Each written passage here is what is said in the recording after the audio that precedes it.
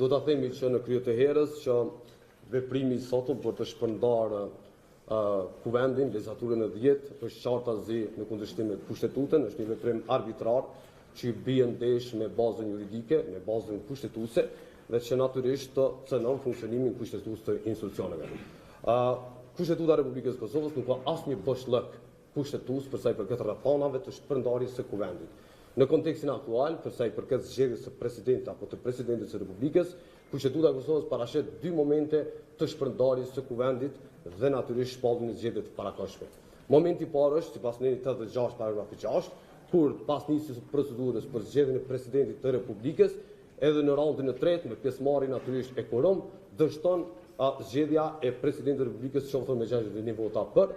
momenti që nuk është në situatën aktuale, dhe rrethona e dytë kushtetuese është që pas fillimit të procedurës brenda 60 ditëve Kuvendi i Kosovës nuk arrin të zgjedhë një president pavarësisht epilogut. Natyrisht sot jemi në ditën e parë të afatit 60 ditor. Ende pa u bërë 24 orë, edhe 59 ditë procedurë që Kuvendi të përpiqet për të zgjedhur presidentin e Republikës, ne kemi dekretin për shpërndarje të Kuvendit të Republikës së Kosovës. Natyrisht dekreti është në kundërshtim të plot me